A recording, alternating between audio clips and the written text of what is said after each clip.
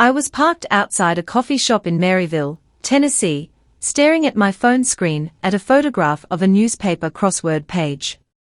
3 words had been circled in red ink, the handwriting shaky but deliberate, the kind of pressure that comes from arthritic fingers gripping a pen too tightly.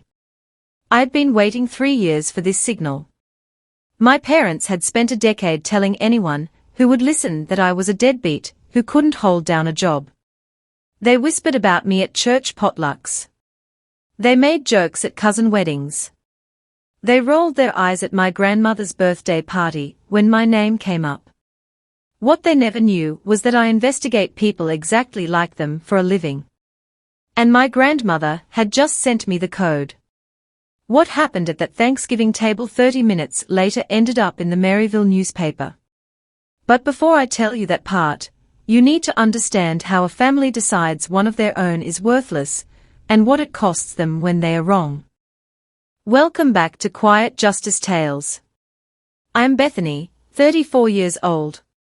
This is the story of how my family tried to erase me from existence, and how one crossword puzzle brought everything crashing down around them. If you've ever been the family member nobody believed in, the one they talked about behind closed doors, stay with me. Drop a comment and be sure to subscribe. Most mornings, I'm at my desk by 7. The office occupies the 3rd floor of the Knox County Government Building in Knoxville, Tennessee. Fluorescent lights, beige walls, a coffee machine that's been on the fritz since April. Nothing glamorous about it. The nameplate on my cubicle reads Senior Investigator, Adult Protective Services. I've held this title for 6 years. Before that, I was a field caseworker for 10 years total, protecting elderly adults from financial exploitation, neglect, and abuse. My caseload averages 12 open files at any given time. In those 10 years, my unit has recovered over $3 million stolen from elderly victims. Pension funds drained by greedy sons. Savings accounts emptied by daughters-in-law. Property deeds forged by nephews who thought grandma wouldn't notice. 47 cases closed with my name on the lead. 47 families who got their money back, their dignity back, or at least the truth. I'm good at what I do. I can spot a forged power of attorney from 3 pages away. I can read a bank statement the way a mechanic reads an engine. I know what's supposed to be there, and I know when something's been removed. The irony is that my own family had no idea. They didn't know my title, my caseload, or my track record. They knew one thing: Bethany left Maryville after high school and never came back to do anything useful. That was enough for them. 47 families got their money back because of my team. My own grandmother was not one of them. Not yet. The crossword tradition started when I was 8 years old. Every Sunday morning, Grandma Helen and I would sit on the front porch of the farmhouse, the same porch my great-grandfather built in 1952, and work through the puzzle from the Maryville Daily Times. She'd let me hold the pencil. I'd fill in the easy ones. 3-letter words, animal names, colors. She'd handle the rest. But she'd always explain the answer so I'd learn something. 7 across, she'd say. Tenacity means you don't quit even when the pencil breaks. Grandma taught 2nd grade for 40 years at Maryville Elementary. She retired at 65 with a pension, a savings account she'd built one deposit at a time, and the farmhouse on 40 acres that had been in the foster family for 3 generations. She was methodical. She was patient. She paid every bill on the 1st of the month and kept her receipts in a showbox under the kitchen sink, organized by year. The people who mock your silence will never understand what you're building inside it. When I was 16 and the rest of my family treated college like a foreign word, Grandma pulled me aside after Thanksgiving dinner. She pressed $500 into my hand, cash from her own savings, and said, "Don't tell your mother. She'll never understand, but I do." I applied to UT Knoxville the next week. 4 years later, I had a degree in social work. 2 years after that, a master's. Every graduation, Grandma sent me a crossword page from the paper with one word circled. Proud. That crossword tradition, the pencil, the porch, the patience, it wasn't just a habit. It was a language only the two of us spoke. My mother, Linda Foster, got pregnant with my brother Darren at 17. She was 3 weeks into her freshman year at community college when the test came back positive. She dropped out the same day. That was 1989. She spent the next 37 years raising 2 kids, running a household, working part-time at the church thrift shop, and watching other women do what she couldn't finish. I don't think she ever forgave the world for that. I know she never forgave me. Linda didn't hate me because she was cruel. She hated me because I had the thing she'd been robbed of, the chance to leave. And when I took that chance and didn't come back with a husband, or a visible paycheck, or a job she could brag about at the church potluck, the resentment calcified into something permanent. My father, Ray Foster, drove long-haul trucks for 23 years. Solid work, decent pay. Then 6 years ago, his back gave out. 2 herniated discs, surgery, a year of physical therapy that insurance only half covered. His trucking company folded. He filed for bankruptcy. Somewhere in the wreckage, he found online sports betting. And somewhere in the sports betting, he lost whatever savings he'd kept. Ray wasn't cruel by nature. He was cruel by debt. There's a difference, but the bruises feel the same. He went along with Linda's narrative about me because it was easier than explaining his own failures. If the family was busy laughing at Bethany, the unemployed daughter, nobody was asking Ray where his pension went. And then there was Darren, my older brother, 37, still living in Maryville, still working at Henderson's Hardware on Route 9. Darren stayed. He stayed when I left. He stayed when Dad's company folded. He stayed when Mom moved back in with Grandma. In his mind, staying was loyalty. Leaving was betrayal. He wasn't wrong to feel that way. He was just wrong about what loyalty actually looks like. 2 years ago, I drove the 45 minutes from Knoxville to Maryville for the church potluck at First Baptist. Grandma had asked me to come. She'd called during one of the narrow windows when Linda was at the grocery store, and her voice had that quiet urgency I'd learned to recognize in my work. Come Sunday, sweetheart. I want to see your face. I brought a green bean casserole, Grandma's recipe, the one with the crispy onions on top. I walked into the fellowship hall carrying that dish like it was a peace offering. 30 people, folding tables, paper plates, the smell of fried chicken and sweet tea. Linda saw me before I saw her. She was standing by the dessert table with 2 women from her Bible study group, and she didn't lower her voice. Well, look who showed up. Bethany just sits in Knoxville doing Lord knows what. The women laughed. Not mean laughs, exactly. The kind of laughs people give when they don't know what else to do. Linda kept going. I told her she could at least volunteer at the thrift shop if she's got so much free time, but no, too good for that. Darren was leaning against the wall with a plate of brisket. He chimed in without looking up.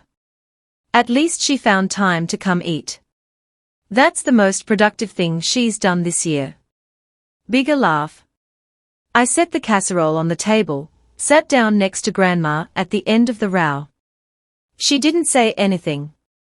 She just reached under the table and held my hand. Her grip was stronger than anyone in that room knew. I drove home that night and pulled over on Route 9, 15 minutes from Knoxville. I sat in my car on the shoulder, just sat there, engine running, watching headlights pass. Then I drove the rest of the way home and went to bed. 18 months before the Thanksgiving that changed everything, the phone calls started to shift. Grandma and I had a rhythm. Every Wednesday evening, right after Jeopardy, she'd call from the kitchen phone. She liked to stand at the counter and talk while she wiped down the stove. Those calls used to run 40 minutes, sometimes an hour. We'd talk about her garden, my cases in general terms. I could never share details, the crossword clue that stumped her that week. Then the calls got shorter. 20 minutes, 15, 10. Linda's here. I can't talk long. That phrase showed up in every call like a closed door. I started tracking the pattern. Grandma could only call when Linda went grocery shopping. Wednesdays, mid-morning, about 45 minutes.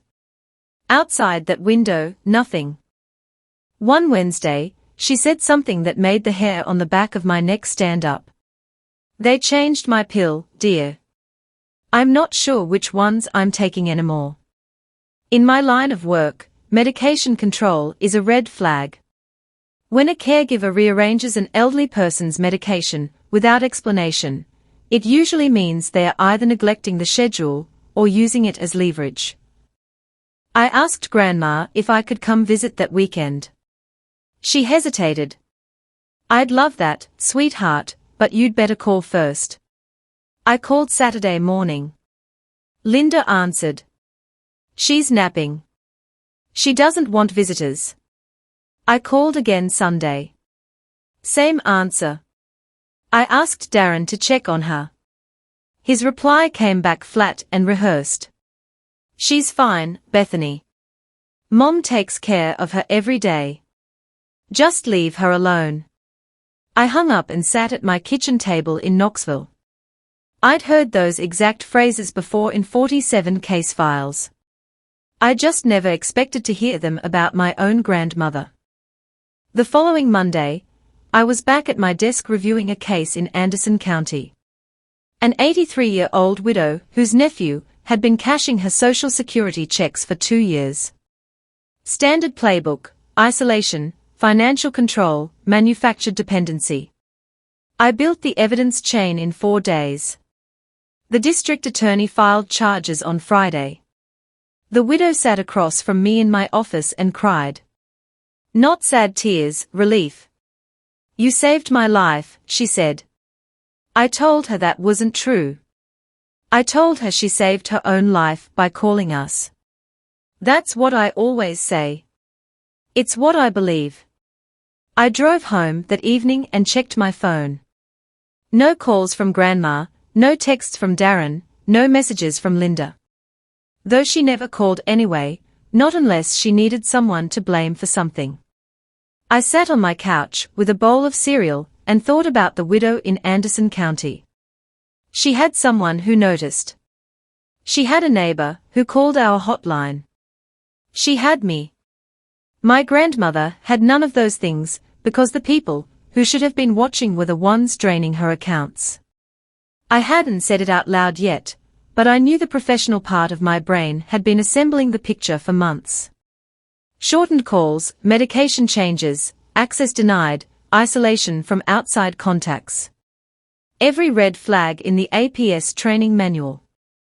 The reason I'd never told my family what I did for a living was simple. In my line of work, the moment someone knows you're watching, the evidence disappears. I'd spent 6 years learning that rule. I just never expected to apply it to my own parents. And then 3 months later, Grandma's property tax bill showed up delinquent for the first time in 51 years. Property tax records are public. Anyone can look them up. You don't need a badge or a subpoena, just a name and a county. I typed Helen Foster, Blount County into the state database on a Tuesday afternoon during my lunch break. The result came back in seconds. Delinquent, 6 months overdue, $4,200 owed on the farmhouse, and 40 acres that had been in my family since 1952. Grandma Helen paid that bill on the 1st of January every year like clockwork. She kept the receipts in a showbox under the kitchen sink, filed by year, going back to 1974. 51 years of on-time payments. And now 6 months delinquent. I called Mrs. Calloway. Evelyn Calloway, 71, lived on the adjacent property. She and Grandma had been friends for 30 years. Bridge club, garden swaps, Sunday drives to the farmer's market. Mrs. Calloway was the kind of neighbor who noticed things. "Something's not right, Bethany," she whispered into the phone like Linda might hear through the walls. "Your mother doesn't let Helen out of the house anymore. I haven't seen her in the garden since spring. She used to wave to me every morning from the porch. Now the porch is empty." I asked about Ray. "He comes by 3-4 times a week. New truck, new boots. But the gutters on your grandmother's house are hanging off the roof. New truck, new boots, delinquent property tax, gutters falling off." I wrote it all down in a notebook. Dates, observations, quotes. Not an official case file. Not yet. Just a concerned family member doing what I'd tell any concerned family member to do. Gather what you can, document what you see, report what you find. Mrs. Calloway became our bridge. Every Wednesday, when Linda drove to the Kroger in Alcoa, 45 minutes, almost to the minute, Mrs. Calloway walked across the property line through the gap in the hedge, and knocked on Grandma's back door. She'd bring a thermos of decaf and a copy of that week's crossword. Then she'd hand Grandma her phone. The first real conversation I had with Grandma in months lasted 11 minutes. Her voice was thinner than I remembered. She spoke quickly. Sentences stacked on top of each other like she was trying to outrun a clock. "Ray handles the money now. All of it. I don't see my own bank statements. Linda says it's simpler this way. She says I was making mistakes with the bills, but Bethany, I never made a mistake with a bill in my life." I asked about the property tax. She didn't know it was overdue. I asked about her arthritis medication, the methotrexate she'd taken every week for 6 years. They changed it. Linda said the doctor switched me to something cheaper, but nobody took me to the doctor. I asked about the pension checks.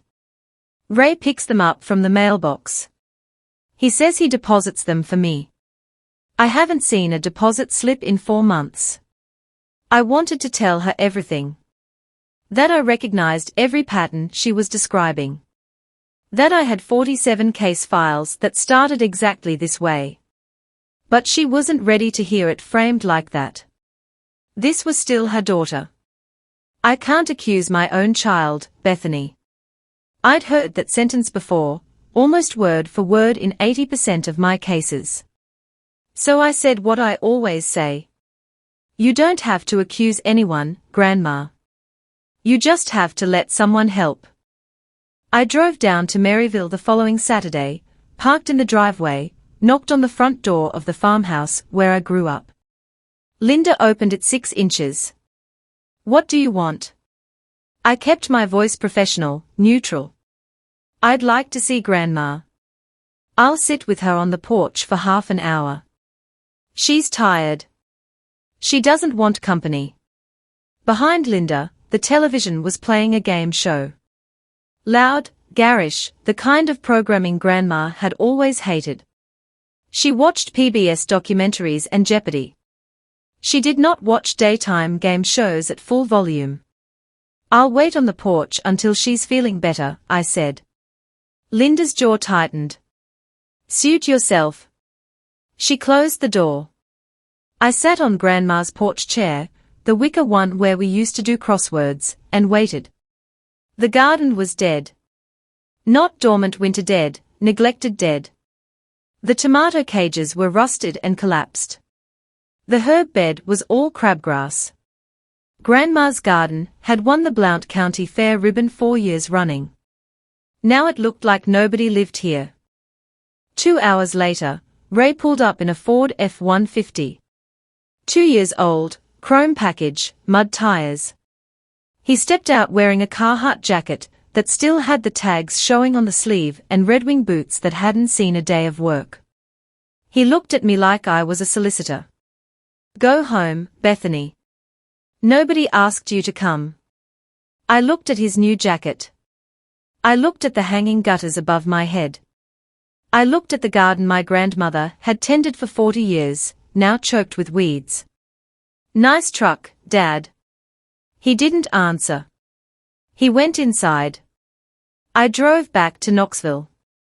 In my notebook, I wrote, date, time, access denied, observations, new vehicle ray, delinquent property maintenance, TV volume consistent with sensory control. That was the last time I knocked politely. Mrs. Calloway had a key that nobody else knew about. Not a house key, but a financial one. 10 years ago, when Grandma was still sharp as a tack and thinking ahead, she'd opened a secondary savings account at First Horizon Bank. A backup, she called it. For emergencies. She put Mrs. Calloway on the account as a co-signer. The idea was simple. If anything ever happened to Grandma's main accounts, there'd be a separate pot that only Grandma and her most trusted neighbor could access. The account held about $9,000, untouched for years. Mrs. Calloway went to the bank on a Monday morning. She asked the teller for a 6-month statement on the account. What came back made her hands shake. 3 withdrawals in the past 2 months. $500 each. All made at the ATM on Lamar Alexander Parkway, the same one Linda passed on her Wednesday grocery run. Linda had figured out the PIN. Mrs. Calloway drove straight to the Knoxville Starbucks, where I'd asked her to meet me. She slid the statement across the table. I looked at the dates, the amounts, the location. 3 withdrawals spaced exactly 2 weeks apart, each on a Wednesday, consistent with Linda's shopping schedule. I'd built cases on less than this. If she's gotten into this account, I said, the main account is worse. Mrs. Calloway nodded. Her eyes were wet. Helen saved that money for 30 years, Bethany. 30 years of birthday checks and Christmas bonuses from the school district. She used to joke that it was her running away fund. She paused. I don't think she's joking anymore. I folded the statement carefully and put it in my bag. First evidence. Not the last. The next morning, I sat across from my supervisor, Tom Reeves, in his office at APS. Tom had 22 years in the department. He'd seen everything. Sons who sold their mother's house out from under her. Daughters who maxed out their father's credit cards, while he sat in a wheelchair watching Wheel of Fortune. Nothing surprised him anymore. I said, I need to file a third-party report. The alleged victim is my grandmother. Tom leaned back. He didn't blink. Conflict of interest. I know. I can't be lead. I'm requesting that Janet Caldwell take the case. I'll provide initial intelligence and step back from the investigation. Janet Caldwell was the best investigator in our unit besides me. Meticulous, thorough, patient. She'd handle it right. Tom studied me for a long moment. How long have you known? Suspected. 18 months. He nodded slowly. Are you okay? I looked at the stack of case files on his desk. Case after case after case. 200 reports I'd filed in my career, and each one had felt like pulling a splinter from someone else's skin. Clean, precise, professional distance. I've filed 200 reports, Tom. This is the first one that made me feel sick. He pushed a form across the desk. Third-party report of suspected elder abuse or exploitation. I'd filled out hundreds of these. I knew every box, every checkbox, every legal phrase. But writing my grandmother's name in the victim field, Helen Marie Foster, 78, Maryville, Blount County, felt like writing it on a headstone. I signed it. Tom countersigned. Janet Caldwell had a new case by lunchtime. Janet worked fast. With the third-party report and Mrs. Calloway's bank statement as initial evidence, she filed for financial records through the county court. The subpoena came back in 8 days. When the main account records arrived at our office in a sealed manila envelope, Janet called me into the conference room. She closed the door. "It's worse than you thought." She laid the statements out on the table. 26 pages, one for each month of the past 2 years. The account had held $131,000 24 months ago. Grandma's life savings. 40 years of a public school teacher's salary deposited carefully, spent sparingly. The numbers told a story I'd read before in dozens of other cases. Monthly withdrawals of $2,000 to Ray Foster labeled household expenses, totaling $48,000 over 2 years. Separate charges for home repairs that never happened. $3,500 for a new water heater. The old one was still there. $4,500 for roof repair. The gutters were hanging off. $2,800 for electrical work.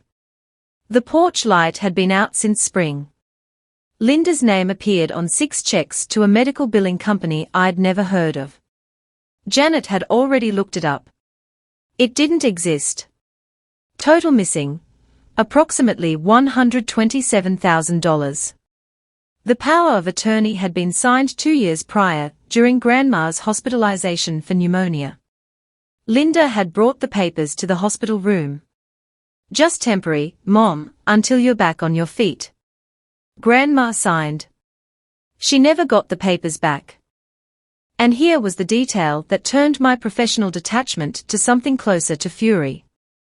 Grandma's arthritis prescription, methotrexate, $340 a month, had gone unpaid for 3 months. The pharmacy had cut her off. While Ray bought a new truck and Linda wrote checks to a company that didn't exist, my grandmother sat in her farmhouse without the medication she needed to move her hands. Janet left me alone with the statements. I took them home that evening to my apartment in Knoxville, a 1-bedroom on the 3rd floor of a brick building near the university.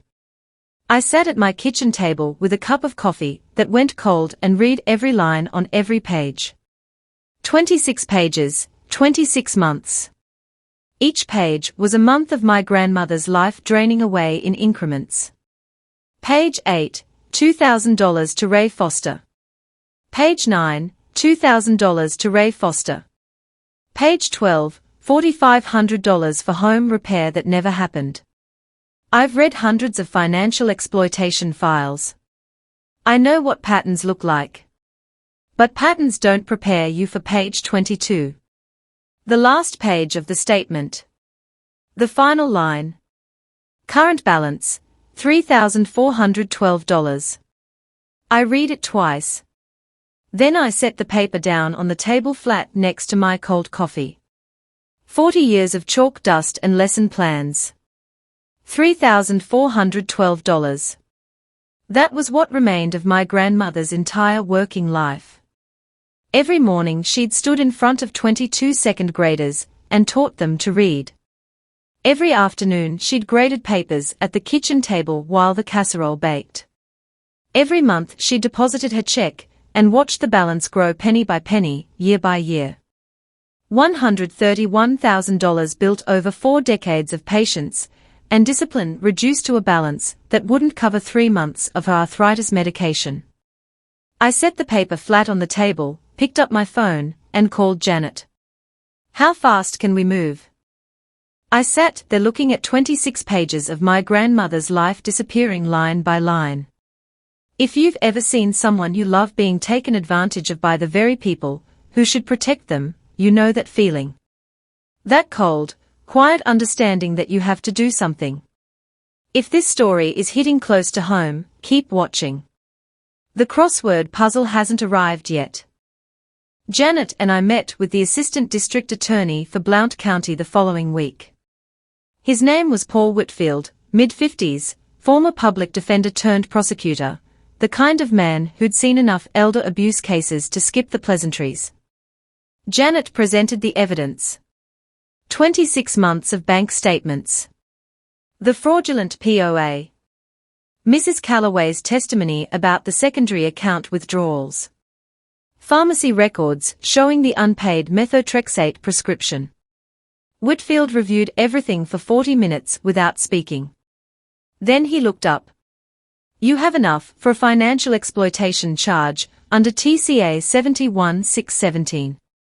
Possibly fraud. Possibly theft over $10,000, which is a Class C felony. Janet nodded. What we need, she said, is access confirmation. The victim herself confirming she didn't authorize these withdrawals. And ideally confirmation that she's being isolated. Whitfield looked at me. He knew I was family. He also knew I wasn't the lead investigator. Can your grandmother make a statement? If we can get to her, I said. My mother controls all access. Changed the phone plan. Blocks visitors. The only contact we've maintained is through a neighbor. He tapped the stack of bank statements.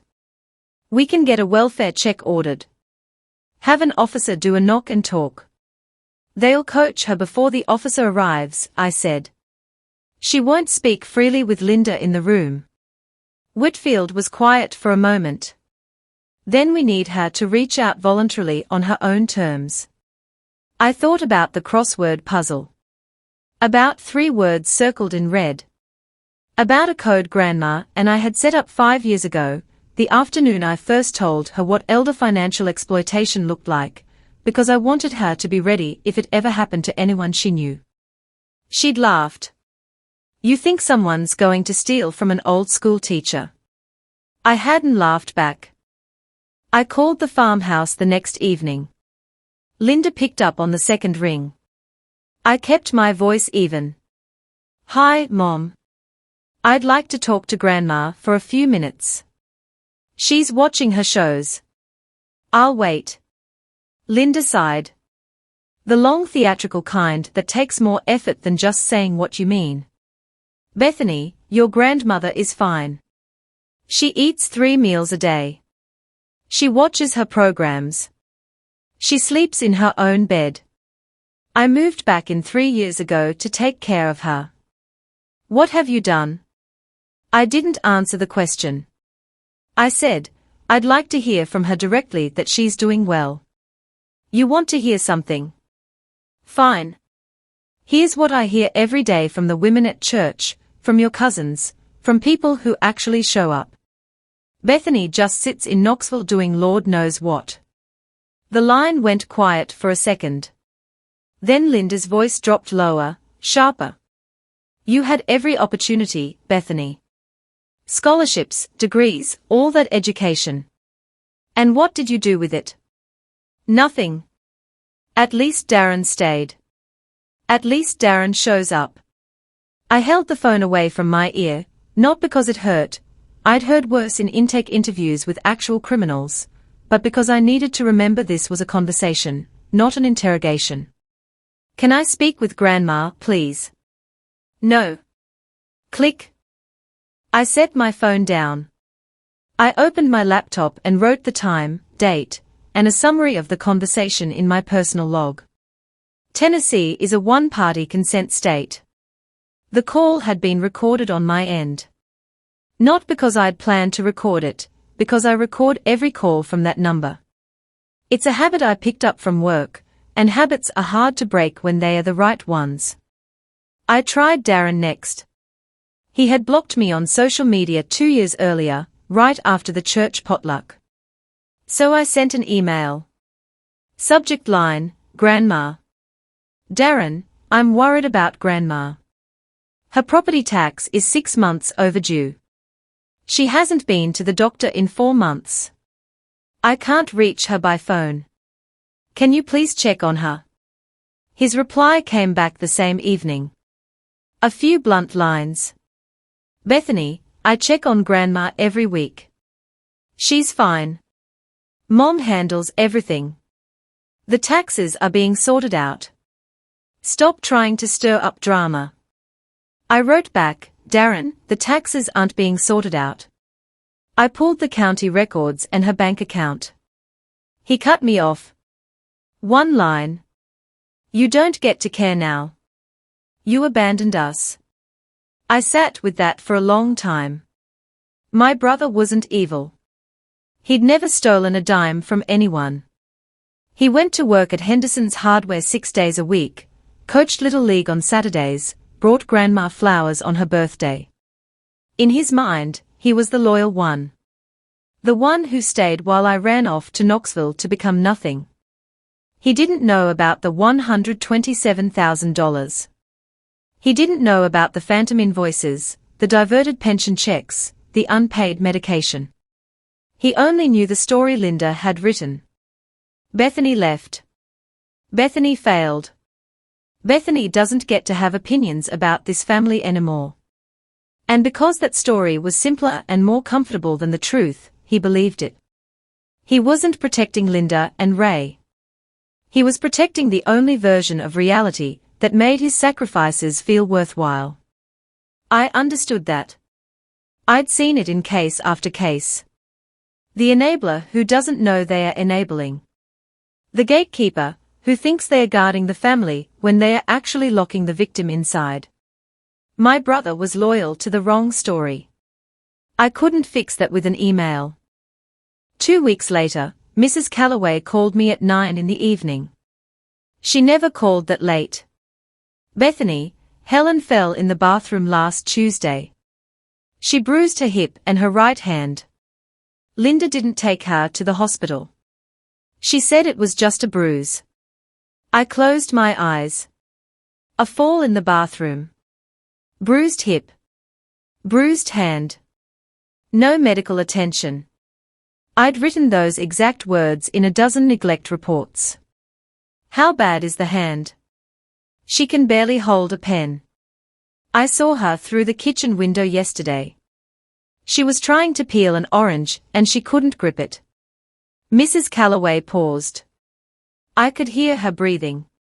The careful breath of a woman who was scared. There's something else. Last night, I was checking on my chickens around 8. I could see your mother's silhouette on Helen's porch. She was sitting alone in the dark holding a picture frame. I couldn't see what it was from my side of the hedge, but she was crying hard. Maybe 5 minutes. Then she stood up, wiped her face, and went back inside. I knew which picture frame. Grandma had one photograph on the living room wall that had been there since I was a child. Linda's high school graduation portrait, 1989. Black cap, white tassel, a smile that believed the whole world was coming. Grandma had kept it on the wall for 37 years. The only daughter's graduation photo she'd ever hang. Linda saw that portrait every day, and every day it reminded her of the life she almost had. I felt something shift in my chest. Not forgiveness, I was years away from that, but recognition. My mother was a person who'd been broken by a choice that was made for her at 17. And she'd spent the rest of her life breaking everyone around her to even the score. We are running out of time, Mrs. Calloway.